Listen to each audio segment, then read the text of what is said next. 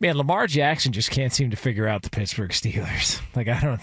It's very strange. Like, against everybody else in the division, he's 17-5, and against Pittsburgh, he's 1-4. How many quarterbacks do figure out the Pittsburgh Steelers? I was about to say. Yeah. That's a riddle everybody's trying to figure out. I got accused of being bad luck at the Commanders game because they lost to the Steelers. I guess anybody who goes to a game that the Steelers are playing in, if the Steelers win, someone was bad luck, because I'll tell you what, some way, somehow, that's a good team. That's a good team. And I'm not so sure that they're not the number 2 team. I can't think of a team today that they can't beat. I think the Steelers can beat any team they play, including Kansas City, including Buffalo, and we just saw them beat Baltimore. They could beat Detroit. They can beat Detroit. I don't think there's a team that the Steelers can't beat. So to me, when I look at that game yesterday, I looked at the commonality of them, the familiarity of each other as an opponent divisionally that are going to play twice a year. It was very chippy. They pushed on each other. They got a lot of penalty flags thrown. It was a very, very high intense, emotionally played game. But in the end, when it was down time to make a play, whether it was offensively or defensively, Pittsburgh made the play. And that was, to me, the difference in the game. That's one of the best rivalries in the NFL. It's Pittsburgh, it's Baltimore. That game's physical. That game's... It looked good. It's a defensive battle. It's always so much fun to watch those two teams square off. I was looking at a stat the other day, too. I forget how far this dates back. Maybe to 2020. So this would make sense, although I'd have to do the math on that.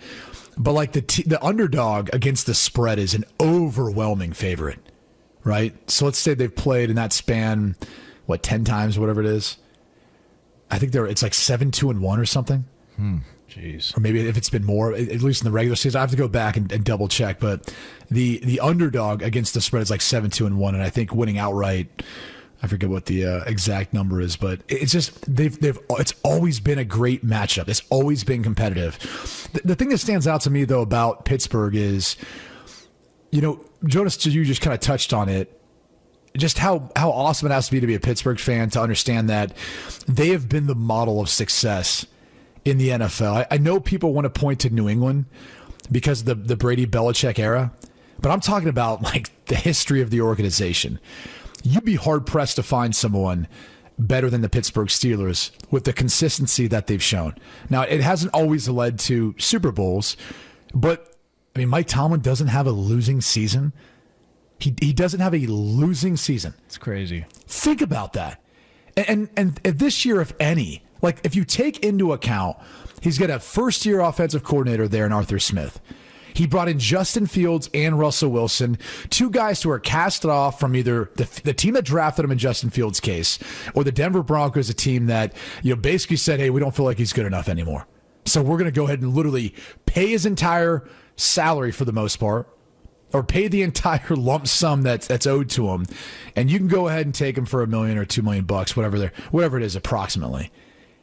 And that's essentially what he's working with on offense. Now, the defense has been the cornerstone. It's been the same, a few pieces here and there mixed in.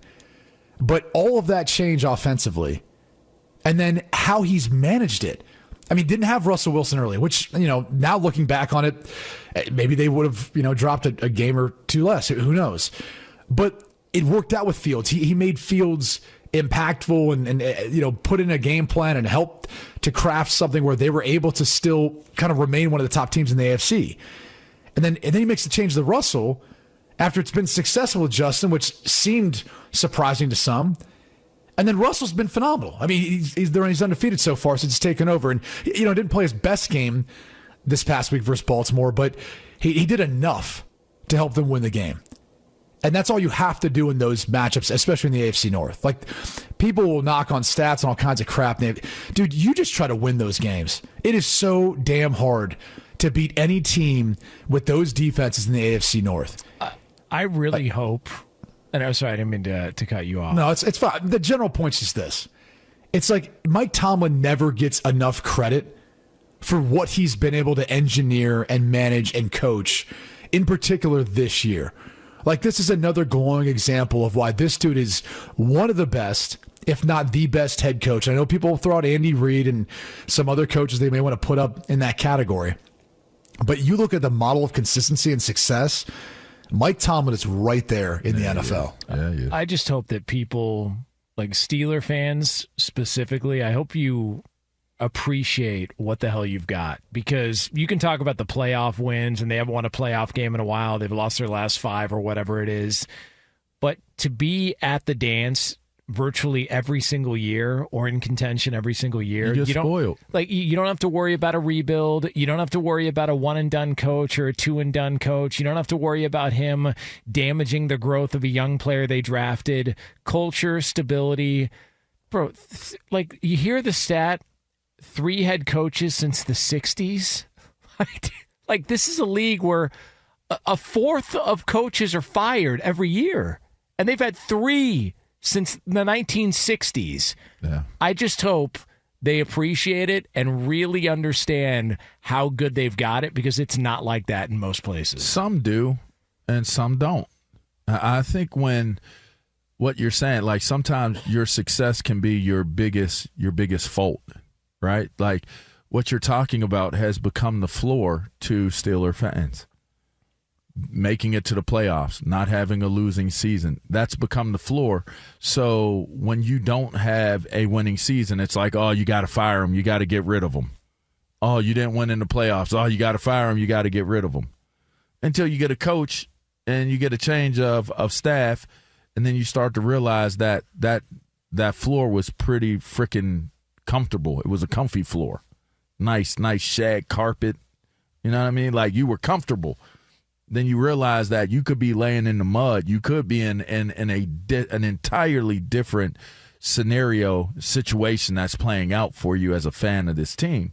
And they haven't had to do that. So, listen, some people look at the brilliance of what Mike Tomlin has been able to do in terms of building, adding to the culture that was created by Chuck Noll and Bill Cowher, and being that extension of what this Steelers team represents.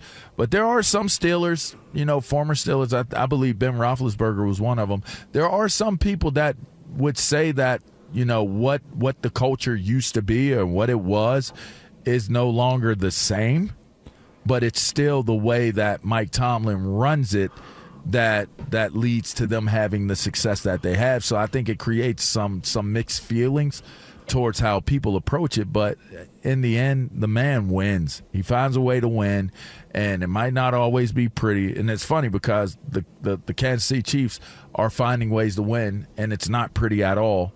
But I don't think anybody looks at Andy Reid and is like, oh, Andy Reid can't coach, or it's time for Andy Reid to move on. They're looking at it like, well, this is a new way that they're figuring out how to win, and you're comfortable with it. And I don't feel like people are really like that with Mike Tomlin. They don't give him that type of credit. It's like they expect him to do more. Can I give you guys a wild ass idea?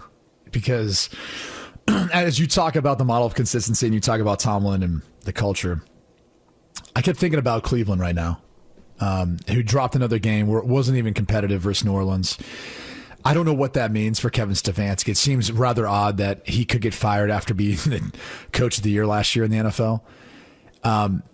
If they did, though, and that became vacant, I would call the Steelers, dude. And I'd be like, if you're willing to decide Deshaun Watson up to that contract, and if I'm Jimmy Haslam, I'm going to offer whatever it takes to get Mike Tomlin and at least make them say no. Like, make them an offer that they can't refuse and see if they'll say no. That would be the approach I would take. That'd be a fun twist. It would be an amazing twist. It's never going to happen, but I personally would feel like if I was a part of that organization, based on how things have been going and how they've gone since they came back in 1999. And look, I get it. I take my responsibility for being a part of it too. Started like 12 games during that span. All right. But I I would definitely give Mike Tomlin a call, and I would try to figure out if there's any shot of trying to get his culture, his coaching, everything that he's bringing, and try to have that and bring that to Cleveland. That would be one of the first calls. And it sounds crazy, and I'm sure people from Pittsburgh will criticize me and people from Cleveland will think it's dumb. But if that job came open and I was a part of the group trying to do it, I'm trying to get the best possible out there. And that's who I'd be trying to get. And I think he's got a long road ahead of him, too, of still coaching a lot of successful ball. It would be interesting, though, because it would come down to, like, is that what he wants to do? Does he want to inherit everything that's been going on there in Cleveland? I would guess probably not. And there's no shot in hell it's going to happen, and no shot in hell the Steelers would have to trade him in this instance. But you never know, man. It's worth at least trying to make it happen to hear them say no. Yeah. That's all I'm saying.